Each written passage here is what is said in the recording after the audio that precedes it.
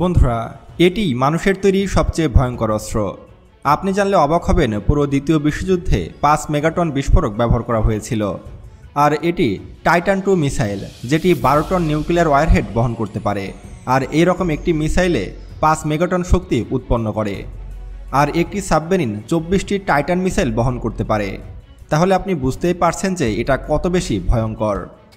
আমাদের পৃথিবীর ইতিহাসে এত ভয়ঙ্কর কোনো অস্ত্রই ছিল না যতটা ভয়ঙ্কর এই সাবমেরিনটি। মানুষ নিজেও জানে না যে মানুষ পৃথিবী ধ্বংসকারী অস্ত্র বানিয়ে রেখেছে।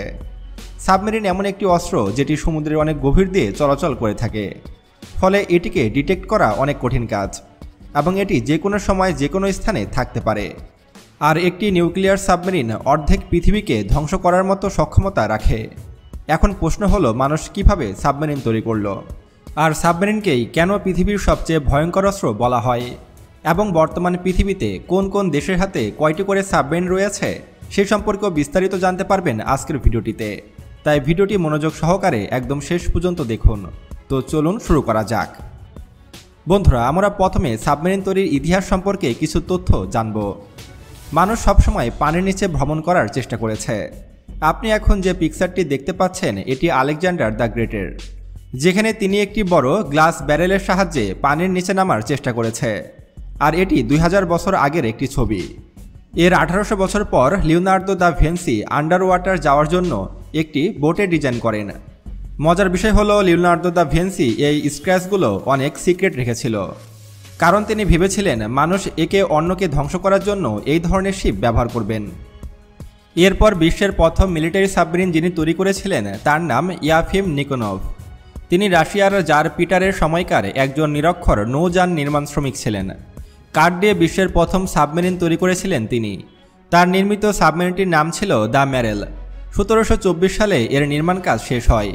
এটি ছিল 20 ফুট লম্বা এবং 7 ফুট উচ্চতা বিশিষ্ট একটি স্টিলথ ভ্যাসেল। তবে ঠিক কী কারণে এটিকে স্টিলথ ভ্যাসেল বলা হতো তা এখনও জানা যায় না। একটা পরীক্ষা চালানোর সময় নদীর নিচে আটকে যায় সাবমেরিনটি। এরপর সেটিকে নদীর তলদেশ থেকে ফিরিয়ে আনা আর যায়নি। তবে দ্য ম্যারেল নামক সাবমেরিনটি আলোর মুখ না দেখলেও 1775 সালে আমেরিকা টাস্টল নামক আরেকটি সাবমেরিন তৈরি করে। বলা হয়ে থাকে এই সাবমেরিনটি মিলিটারি সাবমেরিন হিসাবে প্রথম সফলভাবে ব্যবহার করা হয়েছিল ব্রিটেনের সাথে আমেরিকার যুদ্ধে। এটি চালাতে প্রয়োজন হতো মাত্র একজন মানুষ। সাবমেরিনটি এমনভাবে ডিজাইন করা হয়েছিল যেন এটি বোমার ব্যাগ শত্রু জাহাজের তলে লাগিয়ে আসতে পারে। এটি নির্মাণ করেছিলেন ডেভিড বার্শেল নামক একজন ব্যক্তি, যিনি একেধারে একজন শিক্ষক, ডাক্তার এবং মিলিটারি ইঞ্জিনিয়ার ছিলেন। তবে এই সাবমেরিনটি দেখতে ছিল একটি গোল বাল্বের মতো। ব্যাশনেলকে এই কাজে সাহায্য করেছিলেন আইজ্যাক ডেটিটল নামক একজন ঘড়ির মেকানিক। বলাই বাহুল্য, সাবমেরিনের মূল প্রোপেলার তৈরি করেছিলেন এই মেকানিকই। সে সময় সাবমেরিনের প্রোপেলার ছিল সামনের দিকে। প্রোপেলার চালানোর জন্য ভিতর থেকে প্যাডেল করতে হতো, অনেকটা সাইকেলের মতো এটি চালাতে হতো, এবং এর ভিতর থেকে বাইরে দেখার জায়গা ছিল খুবই সীমিত। এছাড়া বাতাস চলাচলের জায়গাও পর্যাপ্ত ছিল না। 1776 সালে 3 জন আমেরিকান সৈনিককে এটি চালানোর প্রশিক্ষণ দেওয়া হয়, এবং মাত্র 2 সপ্তাহ পরে সাবমেরিনটিকে ব্রিটিশ যুদ্ধজাহাজ HMS ইগলকে ডুবিয়ে দেওয়ার অ্যাসাইনমেন্ট দেওয়া হয়। 1776 সালের সেপ্টেম্বর মাসের 6 তারিখ সকাল 11টায় সার্জেন্ট এলারা ব্রিটিশ জাহাজ উড়িয়ে দেওয়ার জন্য সাবমেরিনটি নিয়ে সাগরে নামেন। যেহেতু প্যাডেল দিয়ে ডাইভ করতে হতো এবং ভ্যাসেলটির ভিতরে মাত্র 20 মিনিটের অক্সিজেন মজুদ থাকত, তাই সাবমেরিনের নাবিকরা ভীষণ ঝামেলায় পড়ে গেছিলেন। সাবমেরিনটি নিয়ে তারা কোনোভাবেই ব্রিটিশ জাহাজ পর্যন্ত পৌঁছাতে পারেনি, এবং শেষ পর্যন্ত তারা সাবমেরিনটি রেখে নিজ জাহাজে ফিরে আসে।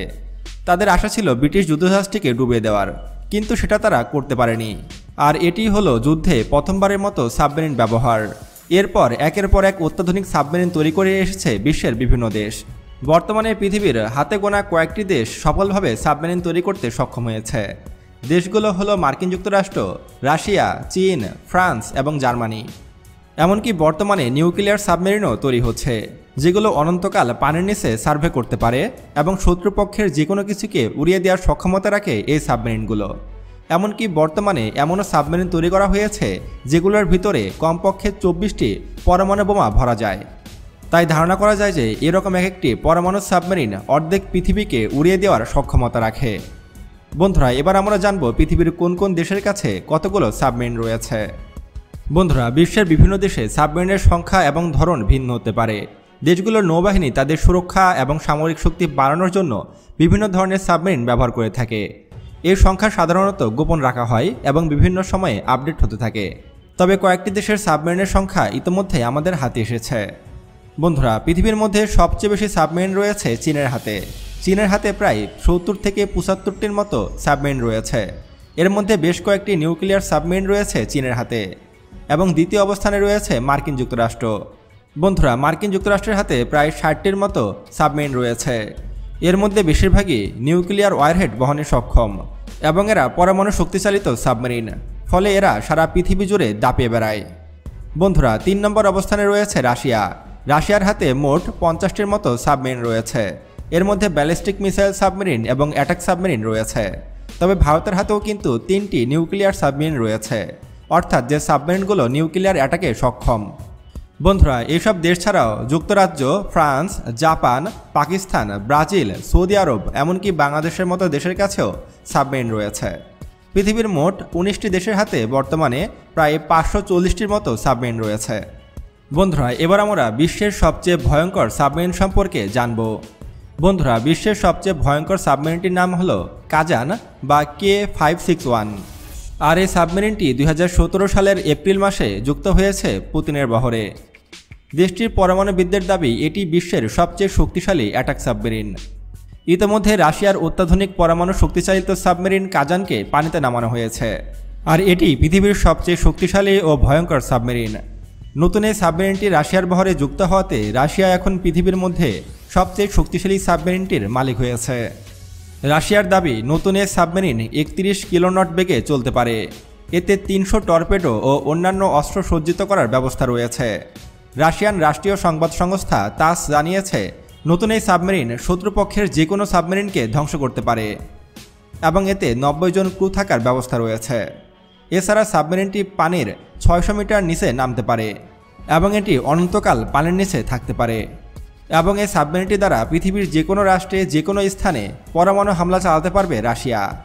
রুশ নৌবাহিনী দাবি করছে আগামীতে তারা এই ধরনের আরও বেশ কয়েকটি সাবমেরিন তৈরি করবে, যার ফলে রাশিয়ান নেভি হবে আরও বেশি শক্তিশালী এবং আরও বেশি ক্ষমতাধর। বন্ধুরা, এবার যদি বাংলাদেশ প্রসঙ্গে আসি, তাহলে আমাদের বহরে 2017 সালে প্রথম 2টি সাবমেরিন যুক্ত হয়েছে, আর যেগুলো চীনের তৈরি মিং ক্লাস সাবমেরিন। আর বাংলাদেশের বহরে থাকা এই সাবমেরিনগুলোকে সবচেয়ে বেশি ভয় পায় ভারত ও মিয়ানমার। বন্ধুরা, আজকের এই ভিডিওটিতে আমি সাবমেরিন সম্পর্কে সমস্ত কিছু জানানোর চেষ্টা করেছি আপনাদেরকে। ভিডিওটি ভালো লাগলে অবশ্যই একটি লাইক দেবেন এবং কমেন্ট করে জানাবেন পরবর্তীতে কী ধরনের ভিডিও দেখতে চান। আর এমন ভিডিও পেতে এখনই আমাদের চ্যানেলটি সাবস্ক্রাইব করুন এবং পাশে আসা বেল বাটনে ক্লিক করুন। আল্লাহ হাফেজ।